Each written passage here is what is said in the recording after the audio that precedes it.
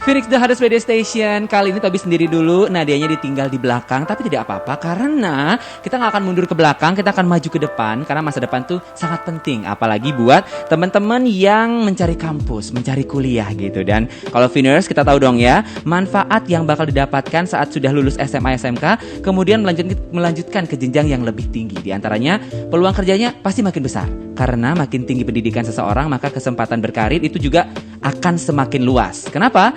Hal ini dikarenakan banyaknya kualifikasi perusahaan yang mengisyaratkan lulusan S1 atau sarjana dalam suatu bidang pekerjaan. Selain itu juga bisa meningkatkan soft skill, of course itu. Tapi kalau misalnya kamu belum tahu mau lanjut kemana, bisa kamu mendapatkan gelar sarjana kamu bersama dengan Undiknas University. Dan sekarang kita akan bahas lebih lanjut lagi kampus yang kece banget ini, yang dari dulu aku pun sudah tahu ini luar biasa banget kampusnya. Dan sekarang ternyata membuka penerimaan melalui jalur RPL. Wah, RPL ini apa? Apakah berhubungan dengan buku-buku zaman dulu? Bukan RPAL, RPUL, beda ya, ini RPL. Dan kita akan bahas bersama dengan narasumber yang sudah datang ke studio Phoenix Radio Bali. Ada Ibu Dr. Niwayan Widiastini SOS MSI yang merupakan Vice Rector for Academic Development. Selamat sore Ibu Widi. Selamat sore. Selamat sore. Ini saya kayak mengingat-ingat masa lalu, kayak pernah ngobrol gitu kita ya Bu ya. Oke, selamat sore dan juga selamat sore Viners semua ya. Kita bertemu dalam suasana yang sedikit berbeda ya. Baik. Sehat ya Bu ya? Sehat. Sehat, baik. Dan sebelum kita tadi, saya kan di awal sempat ngomong ya Bu ya, bahwa ini ada jalur RPL di Undiknas University juga.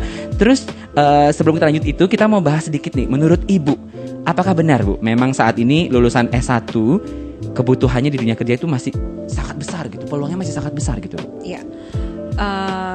Ya betul ya. Jadi kalau kita cerita terkait dengan kehadiran RPL ini ya, boleh ya cerita sedikit ya. RPL ini tidak lepas dari MBKM ya. Mungkin tapi pernah dengar ya, MBKM itu.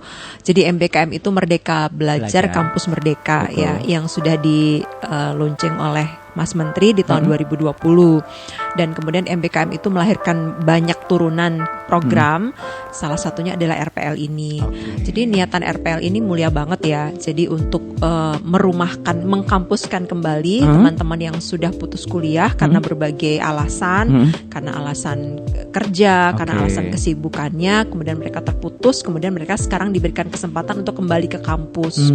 Nah itu muncullah program rekognisi pembelajaran lampau. Jadi kayaknya lampau banget ya. Tadi sudah di intronya tadi buku-buku yang udah lama gitu. Ya, betul, nanti kita ada bicara itu, ada kok hubungannya. Nanti buku-buku yang sudah lama, yang warnanya udah kuning-kuning itu udah berubah bentuk pun nanti bisa kita jadikan portofolio untuk RPL ini. Ternyata saya tidak menyangka loh, ini bahkan masih bisa ada sangkut pautnya ya Bu ya. Kalau menurut tadi yang saya katakan atau yang saya tanyakan, untuk S1 sendiri Bu, menurut Ibu gimana nih Bu? Untuk S1 gini, kalau S1 itu kan pendidikan itu ada formal ada informal ya. Pendidikan informal bisa diperoleh di luar pendidikan formal, termasuk juga di luar kampus. Tapi at least bukti tertulis, bukti fisik, kemudian bukti status hukum bahwa kita punya legalitas pendidikan kan mau nggak mau harus juga ditempuh di pendidikan formal. Salah satunya adalah S1. Nah, S1 ini ketika seseorang sudah punya label legal formal, maka dia boleh juga mengerjakan hal yang sifatnya formal. Itu yang dikejar untuk di berbagai profesi. Jadi memang sangat dibutuhkan. Betul. Ini sangat diperlukan, Viners. Kemudian untuk peluang berkarirnya Bu, ini anak-anak UNINES lulusannya gimana Bu? Kalau Ibu melihat sampai saat ini Bu? Ya, kalau kita punya unit namanya tracer study ya. Tracer study ini yang men-tracer keberadaan bagaimana jejak karir dari lulusan kita. Jadi waktu tunggu mereka itu lulus berapa lama, kemudian bagaimana posisi kenaikan income mereka, posisi karir mereka, kita punya datanya yang sangat update. Jadi berdasarkan itu sih, jadi based on data ya, kalau kita bicaranya berdasarkan itu mereka semuanya posisinya bagus ya hari ini pada beberapa perbankan, beberapa perusahaan swasta, startup yang punya usaha sendiri pun juga tidak kalah banyaknya karena memang di core bisnis kita tuh kan entrepreneur ya. Mereka sudah menjadi entrepreneur andal, terutama yang berbasis startup digital itu. Jadi jejak karirnya sudah bagus, yang di pemerintahan juga sudah, karena kita semuanya based on data. Tersebar ke berbagai macam tempat ya Bu ya. Dan juga berbagai daerah ya di luar Bali. Sampai ada keluar Bali juga. Wow, nggak main-main nih Viners lulusannya. sudah sangat tersebar di berbagai macam tempat, di berbagai macam daerah juga, bahkan sampai keluar daerah. Itu artinya membuktikan bahwa Undiknas tidak main-main. Kalau bahasaku tuh nggak kaleng-kaleng. Tadi kita membahas RPL ya Bu ya, program rekognisi pelajaran lampau. Tadi kan pembelajaran lampau. Iya, sudah dijelaskan sedikit tadi di awal Bu ya. Itu kalau kita melihat ada beberapa jalur penerimaan dan sekarang dibukalah RPL ini di Undiknas. Apa sih sebenarnya yang bikin beda gitu Bu? Apakah hanya sebatas nama atau memang di dalamnya pun nanti sistemnya berbeda? Oke. Sekarang kan lagi rekrutmen mahasiswa baru ya. RPL itu yang sekarang Undiknas lakukan adalah merekrut mahasiswa yang fresh graduate yang baru lulus SMK sederajat. Kemudian berikutnya adalah ada jalur alih jenjang ya. Kemudian ada RPL. Nah, RPL ini begini spiritnya. RPL itu kalau kita cari definisinya adalah pengakuan atas capaian pembelajaran seseorang yang diperoleh dari pendidikan formal atau non formal atau informal dan atau pengalaman kerja ke dalam pendidikan formal. Itu definisinya secara tertulis ya. Nah, realitasnya begini simpelnya ya. Jadi untuk tahun ini Undiknas menerima program RPL untuk semua program studi. Semua program studi. Program studi kita syaratnya adalah program studi kita yang bisa masuk di RPL adalah teknik elektro, teknik sipil, teknologi informasi, kemudian manajemen, akuntansi, ilmu komunikasi, kemudian administrasi negara dan ilmu hukum. Jadi ada 8 prodi kita siap menerima mahasiswa rekognisi pembelajaran lampau. Simulasinya begini, Tobi. Misalnya ada seseorang yang sudah pernah kuliah, katakanlah dia kuliah sampai semester 4 gitu ya, sampai semester 4. Kemudian karena kesibukan kerjaannya kuliahnya ditinggal. Dia tinggal begitu saja. Kemudian dia punya pengalaman kerja. Misalnya ambillah dia seorang dulu kuliahnya di teknik ya, teknik elektro. Kemudian sudah semester 4 karena kesibukannya dia kerjalah di perusahaan yang terkait dengan kelistrikan dan sebagainya. Kemudian dia putus kuliah udah 10 tahun. Nah, kemudian dia sekarang asiknya ya Bu ya? Iya, saking asiknya kerja ya. Karena dengan udah mendapatkan, biasanya kalau udah ngelihat, mohon maaf nih, ada penghasilan yang ya ini bisa nih gitu. Cuman biasa di akhir agak nyesel sih Bu. Nah, kemudian sekarang kita berikan kesempatan mereka mendaftar perseorangan memohon kepada kita untuk mendaftar di Undiknas melalui jalur RPL ini. Nah, jadi mereka mendaftar, kemudian mereka punya pengalaman kerja dong di tempatnya bekerja sesuai dengan bidangnya, misalnya di perusahaan kelistrikan gitu ya. Nah, pengalaman kerjanya ini nanti akan kita rekognisi dengan mata kuliah yang ada di tempat kita. Jadi juga diakui. Selain dia punya bukti akademik sampai 4 semester itu, pengalaman kerjanya akan digali. Seperti itu. Misalnya dia mengklaim saya punya kecocokan dengan mata kuliah A gitu kan. Nah, portofolionya ini akan kita lihat. Makanya bukti yang tadi Tobi bilang kayaknya udah kertasnya udah lama, itu kita minta kembali sebagai bukti portofolio. Kemudian juga apa yang sudah dia kerjakan, ternyata dia pernah mengerjakan proyek kelistrikan. Nanti akan kita kaitkan dengan mata kuliah. Dia ternyata sudah memenuhi kualifikasi untuk mata kuliah ini. Kemudian muncul pertanyaan kembali, semudah itukah menentukan memberikan dia rekognisi? Tidak. Ya, dia harus membuktikannya melalui proses wawancara, portofolio tertulis, kemudian ada bukti fisik juga, dan dites oleh asesor namanya. Jadi masing-masing program studi ini punya asesor masing-masing, asesor independen yang menentukan kelulusannya. Bisa tidak direkognisi pengalaman kerjanya itu. Nah, kemudian itu untuk beberapa program studi. Nah, nanti terakhir akan diklaim, akan muncul hasil bahwa dia diakui, misalnya awalnya ada 80 SKS, kemudian setelah direkognisi dia diakui menjadi 120 SKS. Nah, seperti itu ya. Masuklah kemudian dia melalui jalur RPL dan kemudian dia menempuh pendidikan seperti biasa hingga akhirnya lulus, selesai. Yang tidak direkognisi adalah skripsi. Itu tidak boleh memang. Dia harus ada karya ilmiahnya. Kalau di teknik mungkin harus ada TA-nya. Seperti itu. Jadi even mereka sudah ada kerja dan segala macam, mereka tetap akan mendapatkan, kalau misalnya lulus tadi dengan aksesor segala macam, mereka akan mendapatkan privilege bahasanya Bu ya, akan mendapatkan diakui gitu untuk beberapa mata kuliah gitu ya Bu ya. Oke, yang ini, ada sambungannya. Ini sahih, jadi tidak boleh abal-abal ya. Karena setiap data itu akan kita masukkan ke PDDikti, akan kita laporkan. Jadi setiap proses, setiap langkah itu akan masuk di situ. Jadi tidak abal-abal ya, tapi sudah melalui proses yang jelas. Kemudian nanti akan divalidasi dan akan menjadi bukti bahwa ini loh proses yang dia lalui seperti itu. Ini amanah undang-undang ya yang kita pakai itu adalah ada acuan pemerintahnya yang terbaru adalah Permendikbud Ristek nomor 41 tahun 2021 tentang rekognisi pembelajaran lampau. Itu yang dipakai sebagai acuan dan juga ada 3 aturan di atasnya, tapi ini yang terbaru ya. Jadi spiritnya RPL ini sangat mulia ya, membantu mereka yang putus kuliah gitu ya. Bukan karena alasan yang tidak bisa diterima adalah satu yang dia dikeluarkan karena alasan melanggar akademik. Misalnya dia melakukan plagiasi, kemudian dia melakukan pelanggaran jenis akademik atau pelanggaran yang sifatnya mencemarkan nama baik kampusnya, itu tidak bisa kita terima. Tapi yang putus kuliah karena alasan pekerjaan, karena alasan kesibukannya, ini bisa kita terima. Tentu kemudian pengakuan pada masing-masing orang akan berbeda. Jadi kalau Tobi dan teman yang pasti akan berbeda hasilnya karena akan diperhatikan portofolio yang dia bawa. Iya betul, karena ada tesnya juga nanti ya Bu ya. Ini nggak main-main juga tesnya. Wah, ini saya semakin penasaran. Ini kayaknya buat teman-teman yang ngerasa, gue banget nih, gue udah kerja di sini berapa tahun.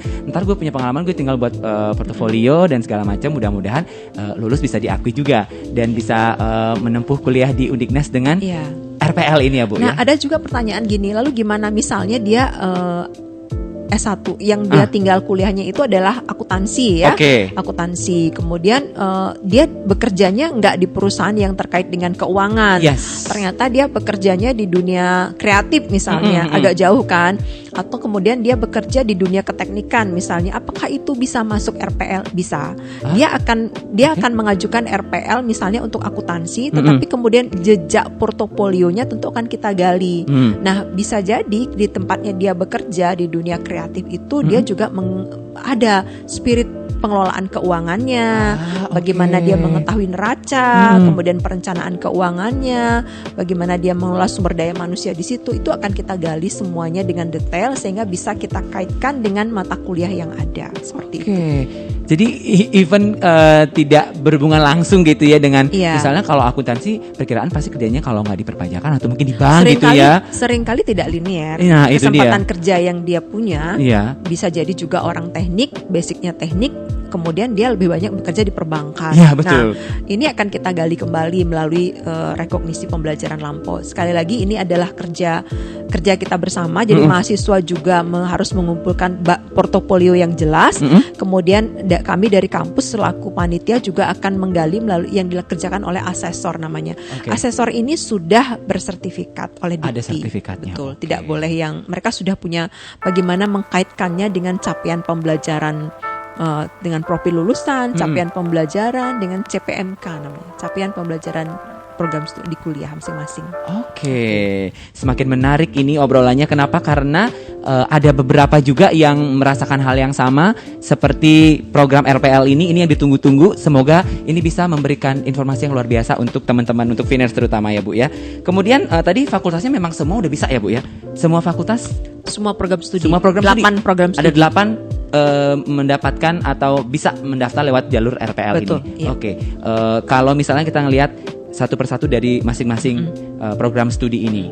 Kalau kita lihat misalnya nih Bu, tadi ada Fakultas Ilmu Komunikasi gitu ya Bu ya. Sementara kita yang ada di radio ini, saya sebagai contoh gitu. Saya merupakan orang yang sempat berkuliah, tapi kuliahnya di fakultasnya tidak di bagian ilmu komunikasi. Cuman akhirnya bekerja di bagian ilmu komunikasi. Itu bagaimana Bu? Apakah nanti kita bisa mengambil RPL juga atau bagaimana? Ini berbeda lagi kasusnya. Berbeda lagi kasusnya. Nanti di pilihan itu kan ada program studi yang akan dia pilih. Misalnya basic awalnya dia adalah ilmu komunikasi, kemudian dia merasa dalam perjalanan waktu sorry, dia bukan orang komunikasi. Betul. Ya. Dia misalnya orang manajemen, Betul. S1-nya manajemen, kemudian nggak selesai, kemudian dia berkarirnya di komunikasi. Nah, kemudian di situ akan ada pilihan program apa yang akan dia pilih untuk lanjutkan. Ternyata dia memilih ilmu komunikasi. Beberapa mata kuliah yang namanya MKDU, mata kuliah dasar umum, itu bisa kita rekognisi. MKDU itu seperti Pancasila, kewarganegaraan, agama, dan teman-temannya itu bisa kita rekognisi. Tapi yang sifatnya khusus terkait dengan ilmu komunikasi tentu harus kita rekognisi dari pengalaman kerjanya. Nah, bisa jadi karena pengalaman kerjanya banyak di dunia penyiaran, mungkin bisa jadi lebih mudah kita kaitkan ke sana seperti itu. Jadi sangat tergantung kepada keinginan mahasiswa, kemudian bagaimana dia membuktikan jejak yang dia punya dari portofolionya, dan bagaimana kita mengkaitkannya, asesor ini mengkaitkannya dengan CPMK. Oke, baik. Kalau begitu, ini pertanyaan sebenarnya masih banyak, tapi kita istirahat dulu, biarkan Vinersnya sambil mikir-mikir gitu di rumah ya. Wah, ini bisa jadi peluang untuk masuk kuliah lagi nih. Udah kangen banget kuliah, udah lama gitu nggak kuliah melalui program RPL. Kita akan kembali setelah yang satu ini, jangan kemana-mana. Yes, kembali lagi bersama Tobi dan juga Ibu Widi dari Undiknas University. Kita masih ngomongin tentang program RPL dari Undiknas University, yaitu program rekognisi pelajaran atau pembelajaran lampau gitu ya Bu ya. Tadi sudah dibahas mengenai apa itu RPL, kemudian bagaimana nanti kita bisa masuk meskipun tadi sudah sempat berbeda fakultas atau mungkin berbeda jalur, nanti bisa direkognisi dengan cara yang benar-benar ini ada undang-undangnya, jadi tidak main-main, ada di tes juga dengan asesor dan segala macam. Tadi kita sudah membahas sedikit ya Bu ya, itu RPL seperti apa. Cuman Viners pasti pengen tahu, Kak, kalau syarat untuk bisa ikutan RPL itu kayak gimana ya? Aku juga penasaran loh, pengen tahu apakah harus punya sertifikat apa begitu, mungkin Bu Widi bisa dijelaskan Bu. Persyaratan untuk mahasiswa calon RPL ya, yang pertama dia adalah lulusan SMA atau SMK atau sederajat, dan atau pernah mengikuti studi di perguruan tinggi tapi tidak selesai. Ibu sebentar, saya penasaran kalau saya pernah dengar istilah DO. Itu gimana Bu? DO itu apakah bisa masuk RPL juga? Saya agak sedikit bingung di sana Bu. DO kalau dikeluarkan dari kampusnya karena alasan satu, pelanggaran akademik, tidak bisa masuk RPL. Kemudian juga kalau terjadi tindakan pidana hukum ya, tindakan hukum yang melawan hukum, kemudian merusak nama baik kampus dan juga tidak sesuai dengan norma yang berlaku, kemudian dia dikeluarkan oleh kampusnya, tidak bisa dilanjutkan ke dalam program RPL. Tapi yang putus kuliah karena alasan pekerjaan, kemudian karena alasan ketidakbisaan mengatur waktu, ini bisa kita terima. Begitu. Itu. Tapi dua-duanya namanya DO ya Bu ya? Kalau di statusnya biasanya kita lihat adalah putus kuliah. Begitu. Putus kuliah. Nanti kan kita lihat statusnya di PD-Dikti ya. Status terakhirnya apa? Putus kuliah. Seperti atau cuti. Cuti. Seperti itu. Jadi beragam ya kasusnya. Nah, kemudian berikutnya adalah lulusan diploma 1 atau diploma 2 atau diploma 3 dan atau pernah mengikuti studi di perguruan tinggi tapi tidak selesai juga. Ya, seperti itu. Kemudian memiliki pengalaman kerja yang relevan dengan capaian pembelajaran atau kompetensi secara parsial atau secara keseluruhan dengan program studi yang dituju. Ya, artinya ada kesesuaian gitu ya, dengan pengalaman kerjanya, dengan program studi yang dia tadinya punya, itu juga kita lihat. Kemudian SMA juga bisa kan tadi. Ya, betul. Jadi SMA kemudian dia belum pernah kuliah tapi dia sudah punya pengalaman kerja. Minimal 2 tahun bisa masuk lewat jalur RPL. Pengalaman kerjanya inilah yang akan kita rekognisi, kita akui dengan proses asesmen. Let's say kita bilang anak SMA ini ternyata dia nggak lanjut kuliah langsung. Nggak lanjut kuliah, dia tiba-tiba mendapatkan pekerjaan gitu. Ya, minimal 2 tahun. Di bank gitu. Itu berarti bisa nanti masuk di akuntansi atau tapi 2 tahun minimal. Harus 2 tahun. Kalau lebih lama mungkin lebih banyak yang bisa direkognisi. Misalnya dia lulus SMA kemudian dia kerja langsung 10 tahun itu di kontraktor, nanti akan lebih banyak hal yang bisa direkognisi dari pengalaman kerjanya. Ya. Kemudian memenuhi persyaratan yang ditentukan oleh perguruan tinggi atau program studi di bidang pendidikan, di program studi yang dituju ya, seperti itu. Nah, jadi pengalaman kerjanya inilah yang membedakan dia dengan alih jenjang. Kalau alih jenjang itu kan dia hanya membawa transkrip terakhir, kemudian ada yang kalau dari pindah perguruan tinggi misalnya itu kita cek statusnya, kemudian kita lihat akreditasinya. Kalau ini tapi pengakuan kerjanya juga dinilai. Dinilai juga seperti itu. Jadi banyak aspek yang dinilai, betul, ya Bu ya. Betul. Nah, sehingga kita sampai pada sebuah kesimpulan bahwa RPL ini dapat digunakan untuk melanjutkan pendidikan formal pada jenjang yang lebih tinggi, di mana seseorang tidak perlu mengambil keseluruhan mata kuliah untuk mendapatkan ijazah. Karena apa? Karena sebagian mata kuliah dapat memperoleh pengakuan kredit atau SKS berdasarkan pengalaman kerjanya yang dibuktikan dari portofolionya. Seperti itu. Seperti jelaskan di awal tadi ya, portofolio itu. Pengakuan mata kuliah ini akan dilakukan secara bertahap oleh tim asesmen. Seperti itu. Jadi bisa ya Finersia ini lebih membuka peluang lagi terutama buat anak-anak yang aku belum pernah kuliah loh, tapi aku udah kerja. Jadi bisa ya tadi ya SMA SMK. Untuk alur penerimaannya gimana sih Bu? Awalnya kita kalau ingin sekali gitu mendaftar untuk program RPL ini Bu. Karena jadi kalau mereka ingin tahu juga nih seperti apa alur-alurnya. Kalau Undiknas itu kan pendaftarannya sudah by sistem ya. Kita sudah menggunakan sistem, jalurnya sama dengan sistem penerimaan mahasiswa baru. Nanti di menu itu ada pilihan jalur RPL. Kemudian mereka mendaftar, sudah ada di sistem itu sudah ada permohonannya. Sudah ada permohonannya, mereka akan melampirkan permohonan di situ. Kemudian di situ pada form 1 namanya akan ada mata kuliah yang mereka pilih. Ya, sesuai dengan program studinya. Jadi masing-masing misalnya program studi teknik elektro ada 58 mata kuliah yang ditawarkan untuk bisa direkognisi. Mereka akan memberikan pilihan di situ. Nah, setelah mereka memilih, mereka harus membuktikan. Misalnya saya ambil contoh ya, rangkaian listrik gitu misalnya mata kuliahnya.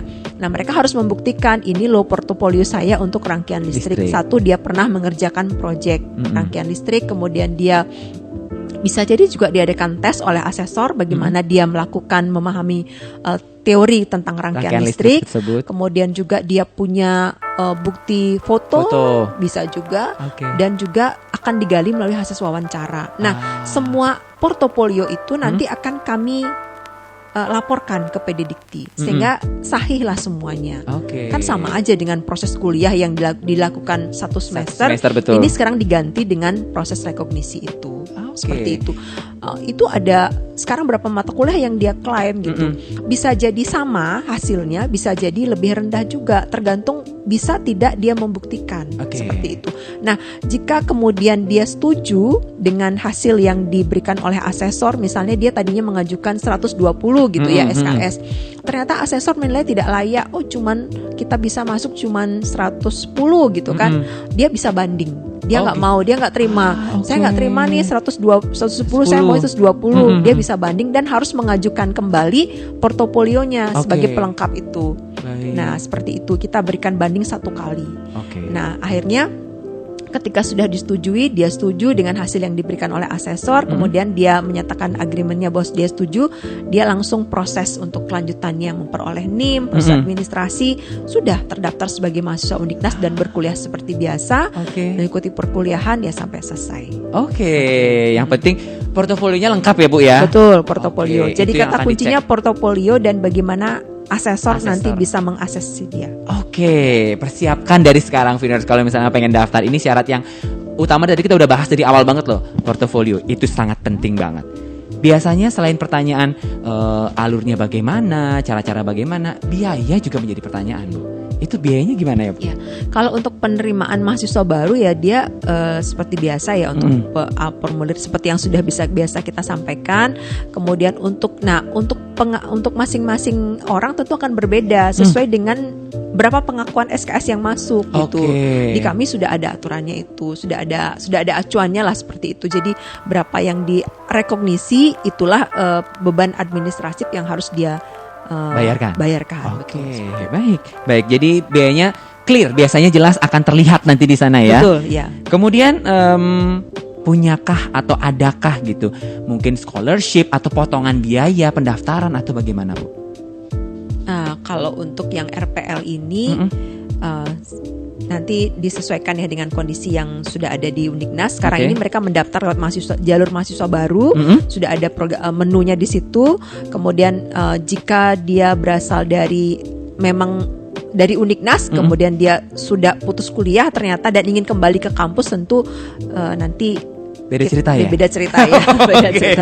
Itu akan kita juga perhatikan bahwa dia merupakan bagian dari keluarga besar Undiknas yang ingin kembali melanjutkan ke kampus. Tapi juga yang dari perguruan tinggi lain, jika memang jejak akademisnya sudah ada gitu, juga kami silakan disampaikan dan kami juga akan cross check dengan yang statusnya di PD Dikti. Oke, semua akan dicek dengan benar-benar. Durasi belajar Bu, ini pasti ada berapa lamakah dia akan menempuh dari sisa pembelajaran yang SKS yang diterima segala macam itu bagaimana? Sangat tergantung juga pada capaian pengakuan awalnya. Iya sih. Jadi kan kalau SKS semuanya 144 kalau di S1, kemudian jika dia diakui 120, sisanya kurang lebih itulah yang harus dia lakukan, tempuh plus skripsi ya. Jadi yang tidak di RPL kan skripsi dan tugas akhir seperti itu. Ya bisa jadi 2 semester mungkin sudah selesai ya, seperti itu. Jadi memang mengikuti ya dari yang sudah diakui tadi. Oke. Nah, satu lagi ini, ada apa itu? Kalau dia sudah bekerja, beberapa mata kuliah yang sifatnya praktikum seperti KKN, PKL itu biasanya langsung kita bisa rekognisi karena kan sama saja mereka sudah melakukannya di tempat pekerjaan ya. Hanya sekarang dikaitkan dengan CPMK-nya, capaian pembelajarannya kita kaitkan di situ. Wah, kayak nggak bisa ikut KKN Desa Penari. Oh bukan ya?